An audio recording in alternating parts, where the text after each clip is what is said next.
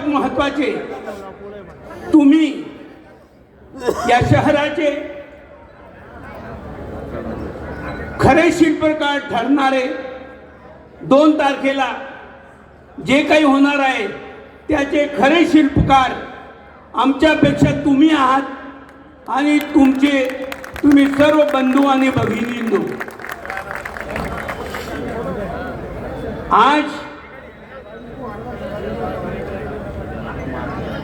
सर्वात प्रथम मी 2016 मध्ये नगराध्यक्षाची निवडणूक लढवली होती आणि त्यावेळेला तुम्ही सर्वांनी मला, सर्व हिंदू आणि मुस्लिम बांधवांनी मला एवढं प्रेम दिलं की तुमच्या प्रेमामुळे मी माझी हार विसरून गेलो आणि मला जरा रतीभर पण दुःख नाही झालं आणि मला कळलं की माझ्या शहराची लोक माझ्यावर एवढं प्रेम करतात. त्या आनंदात मी आज 9 वर्षानंतर सुद्धा माझ्या मनात तुमच्याबद्दल आदर आणि प्रेम आहे. तुमच्या सर्वांच्या समोर मी तुमचे सर्वांचे हात जोडून आभार मानतो. धन्यवाद. माझ्या मित्रांनो, मी तुम्हाला शिल्पकार म्हटलंय, त्यावेळेलाही मला शिट्टी मिळाली होती आणि ती अशी शिट्टी होती, ती माझी नव्हती, ही जनतेची शिट्टी होती आणि जनतेने अशी वाजवली कि 9 वर्ष होऊन गेले. 9 साल के बाद भी आज भी सिटी की गूंज कानों में गूंज रही है और आज भी सिटी आई है. मी सिटी आणली आहे, हे बघा. आता एक सिटी आहे पण ती सिटी जनतेची नहीं है, कोई और की, किसी और की है. मैं बजा रहा हूं इसको.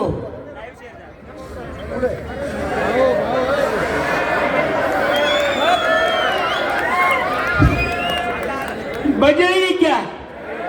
नहीं बजेंगी, क्योंकि सिटी एक की है और उसके अंदर जो छर्रा रहता है वो किसी और के पास है.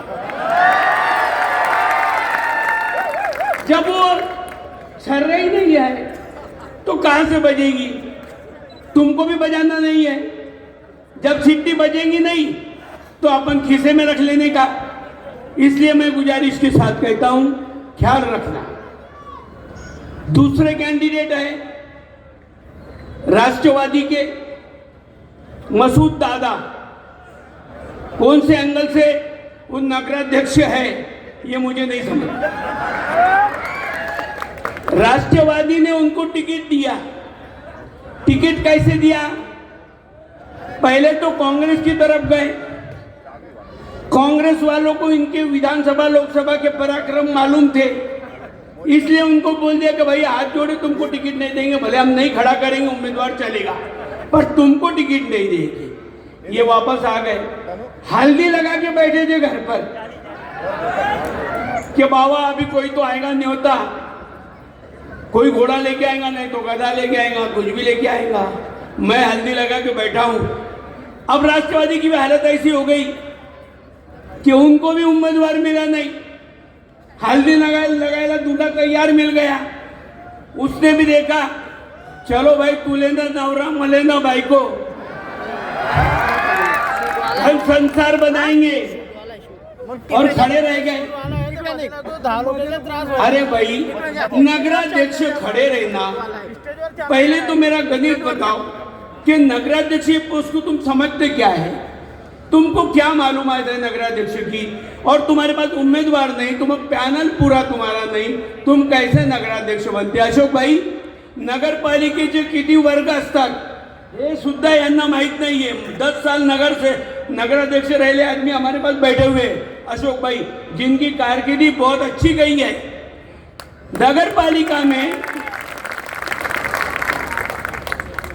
नगरपालिका के कितने वर्ग होते हैं ये भी इनको मालूम नहीं. नगर पंचायत, नगरपालिका, नगर परिषद, क्या फर्क है ये भी मालूम नहीं. बजट कितने का है वो भी मालूम नहीं.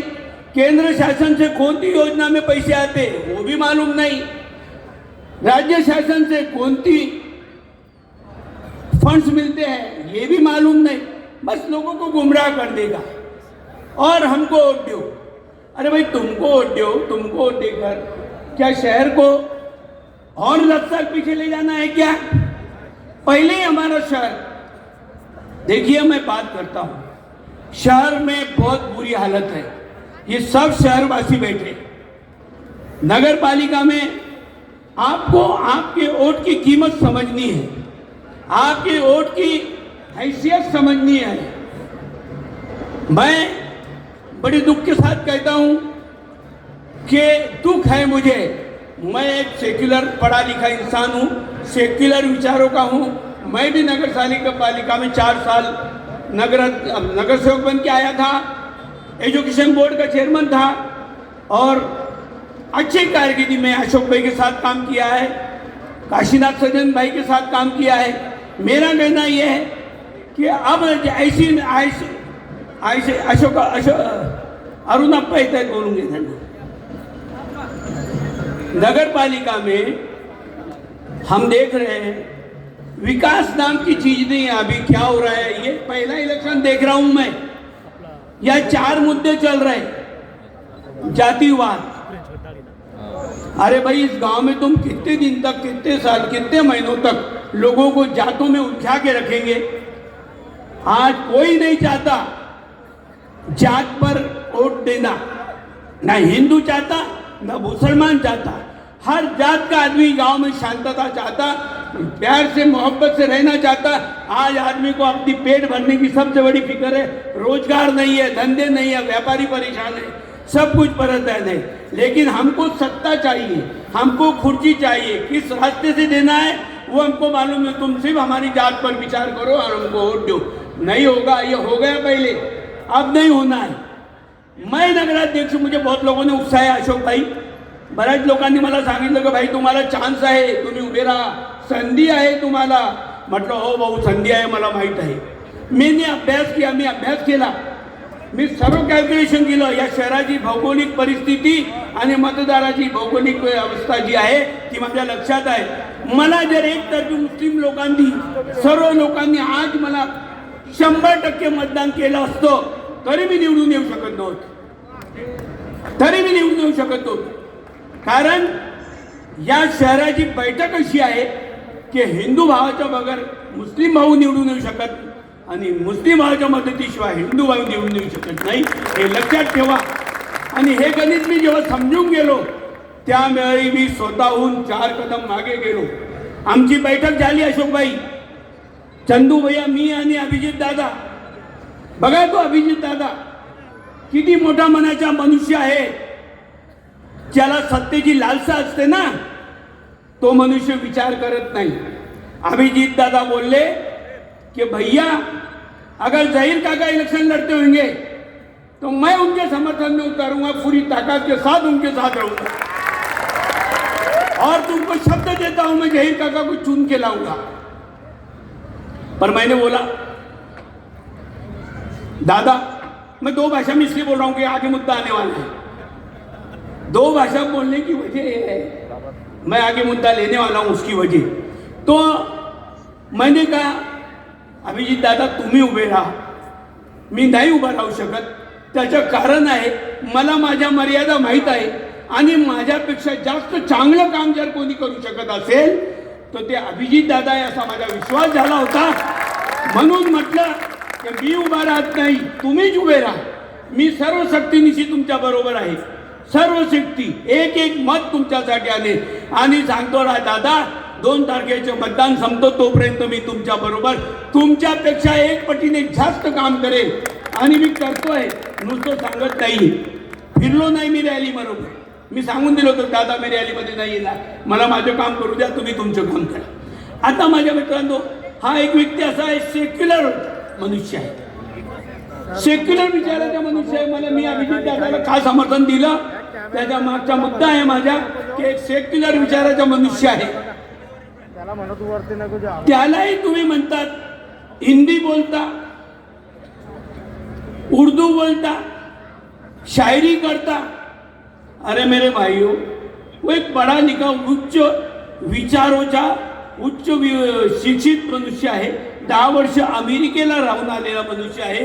असा मनुष्य आम्हाला अभिमान आहे की आम्ही दिलेला उमेदवार या शहराला उच्च शिक्षित आहे, अमेरिकेला दूरदृष्टी ठेवणारा आहे, विजन आहे त्याला, आणि विजन असल्यामुळे त्याला ह्या सर्व गोष्टी त्याला मराठी येते, इंग्रजी येते, गुजराती येते, उर्दू येते, ऐराणी येते, आदिवासी भाषा येते, सर्व भाषांवर त्याचं प्रभुत्व आहे। आणि ज्या वेळेला शहराचा मतदार सर्व जाती धर्माचे आहे त्यावेळेला त्याच्याजवळ जो जातीचा मनुष्य जाईल त्याच्याशी तो त्या भाषेत बोलेल, तेव्हा त्या माणसाला वाटेल की आपला मनुष्य आहे, आपल्यापैकी एक आहे। म्हणून अशा माणसाला मतदान नाही करायचं तर कोणाला करायचं? आम्हाला दुसरं एक कारण आहे मित्रांनो की एक शहराचा विकास होत नाहीये। तुम्ही आम्ही सर्व बघत आहोत, मला सांगायची गरज नाहीये। शहराचा विकास थांबला आहे। अशोक बाबूंच्या वेळेला, काशीनाथ सजनच्या वेळेला, मोतीलाल तारेच्या वेळेला कामं झाली, विजू दामूच्या वेळेलाही थोडंफार कामं झाली, नंतर काहीच कामं झाली। कारण कामं करायला स्वातंत्र्यच नव्हतं। रिमोट कंट्रोलने नगरपालिका चालू शकत नाही, काही निर्णय लगेच घ्यावे लागतात। अशा पद्धतीने या वेळेला आपण सर्वांनी हा विचार केला की अब सगळ्यांच्या सेक्युलर विचाराचा मनुष्य जियो और जीने दो या विचाराने प्रेरित होऊन आपला नगराध्यक्ष बनून तुमच्या समोर येत आहे। आणि आमच्याही गावाच्या लोकांचं सर्व ठरलंय, आमचाही विचार ठरलाय की आमच्या गावाचा मनुष्य, हमारा गाव हमारा राज, हमारा गांव हमारा राज, हमारा आदमी हम पर राज करेगा। उसको रास्ते में रोकेंगे, गाड़ियों में घूमता नहीं है वो आदमी, मोटरसाइकिल लेके चलता है, कहीं भी अकेला जाता है, सामान्य लोगों में मिलता है, 10 लोग मिल गए वहां जाके खड़ा रह जाता है, शादी में जाता है, स्टेज पे नहीं जाता, पब्लिक में आके बैठ जाता है। ऐसा आदमी हमको होना था, इसलिए हमने अभिजीत दादा को हमने चुना है।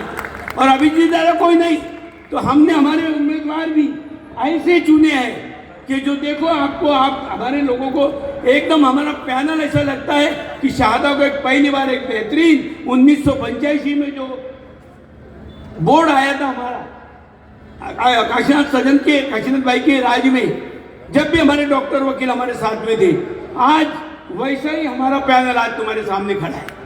मेरे दोस्तों, मेरी गुजारिश है, तुम बहुत ताकतवर है, बहुत ताकतवर है। Don't under estimate the power of common man, don't under estimate of the common man. याद रखिए, ये कॉमन मैन जब जागता है तो क्रांति लाता है, और वो क्रांति 2 तारीख को मंगलवार के दिन आने जा रही है। ये गर्दी बता रही है, ये गर्दी बता रही है कि ये क्रांति आके रहेंगी। अब ये तूफान रुकेगा नहीं। कोई भी हिकमत न डालो, कोई भी फंडा कर लो, कोई भी तुमको जैसा लगे वैसा कर लो, एक दिन है तुम्हारे पास। लेकिन अब ये निवडणूक लोगों ने अपने हाथों में ली है, हमारी नहीं रही। अब ये निवडणूक अभिजीत दादा की नहीं रही, अशोक भाई की नहीं रही, मेरी नहीं रही, ना मेरे नगर सेवकों की रही। ये निवडणूक अब पब्लिक की हो गई है।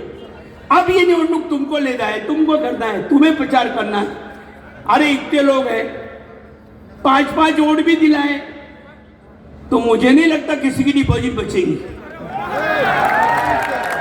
एक आदमी ने 5 वोट। मेरे दोस्तों,